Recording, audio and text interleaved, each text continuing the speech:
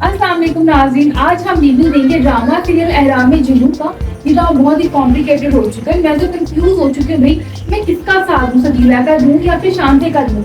एक मोमेंट आता है जब मुझे सजीला से हमदर्दी होती है। वो कौन सा मोमेंट होता है जब शानी की अम्मा जाती है रिश्ता लेकर और वहाँ पे जो सजीला का रिएक्शन होता है वो थोड़ी गुस्से में है और थोड़ी इमोशनल लग रही है, और ऊपर से जब वो इनकार करती है उसमें आंटी कहती है तुमने तो मेरी मुश्किल आसान कर दी। तो वो वाला जो मोमेंट होता है वहाँ मुझे थोड़ी सी हमदर्दी फील होती है सजीला से कि वो शायद एक्चुअली में मोहब्बत करती है शानी के साथ, लेकिन वो थोड़ी कंफ्यूज है क्योंकि ऑब्वियसली हर लड़की का होता है कि भाई लड़का अच्छा कमाता हो, अच्छा घर हो, ये वो मतलब माइट भी वो रीजन हो। यहाँ पे मुझे हमदर्दी फील होती है सजीला के साथ, लेकिन थोड़ा ही आगे जाके मुझे फील होता है नहीं आई एम रॉन्ग। वो मोमेंट बताती हूँ आगे जाके कब आता है। सजीला और शांति की जो डिस्कशन है उसने एक्चुअली में सोच में तो डाल दिया सजीला को कि अगर एक्चुअली में शांति चली जाती है शानी के जिंदगी से तो शानी के पास क्या बचता है, कोई छोटी सी जॉब, छोटा सा घर, और जो सजीला के ख्वाब है वो तो टूट जाएंगे, चकनाचूर हो जाएंगे, वो तो पूरे हो ही नहीं सकते हैं।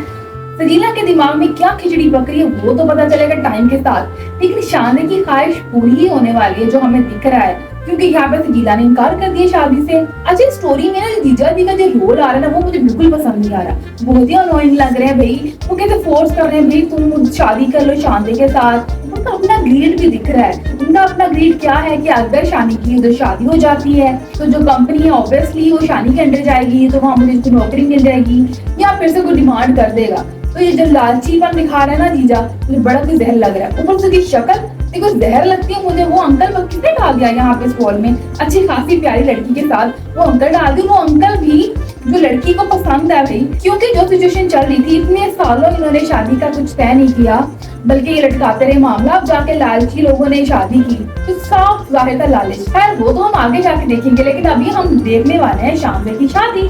अभी सजीला की क्या चाल है वो तो आगे जाके पता चलेगी, लेकिन शानी इतना स्टूपिड कैसे हो सकता है। वो लड़की जो तुझे शादी के लिए इनकार कर रही है, वो कह रही है कि भाई तुम्हारे पास पैसा नहीं रहेगा तो भाई मैं तुम्हारे साथ शादी नहीं करूंगी।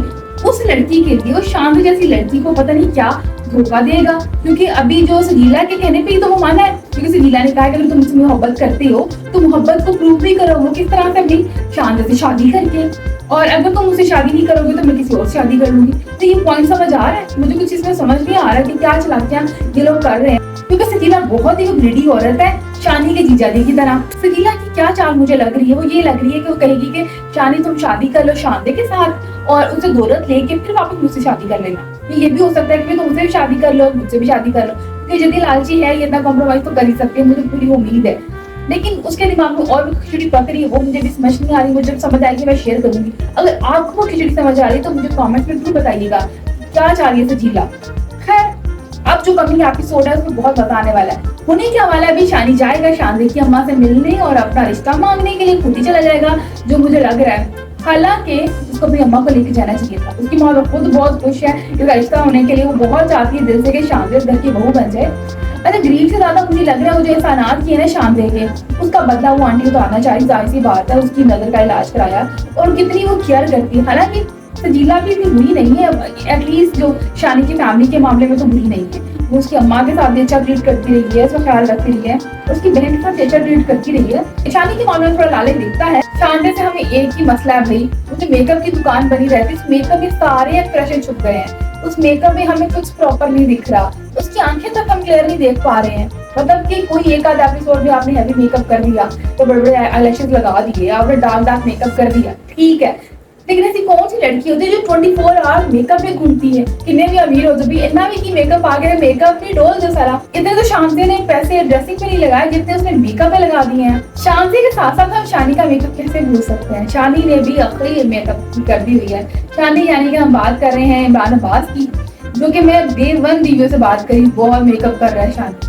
इमरान अब्बास और नीलम मुनीर का इस ड्रामे में मेकअप कंपटीशन चल रहा है। इतना गोरा चिट्टा लड़का है भाई, लिपस्टिक की जरूरत ही नहीं है भाई, क्या जरूरत है, लड़कों को वैसे ही मेकअप की जरूरत नहीं होती है। लड़के तो मेकअप के बगैर ज्यादा अच्छे लगते हैं। पता नहीं किसने समझाया इमरान अब्बास को कि भाई तू इतना मेकअप किया कर। और ऊपर से नीलम मुनीर की बात करनी अखीर कर दी इसने मेकअप की। मतलब कि अच्छी खासी प्यारी शक्ल को बिगाड़ना हो ना, इस ड्रामा के मेकअप आर्टिस्ट से जरूर कॉन्टेक्ट कर लें। क्योंकि उसने अच्छी खासी नीलम की शक्ल को बर्बाद करके रखती है।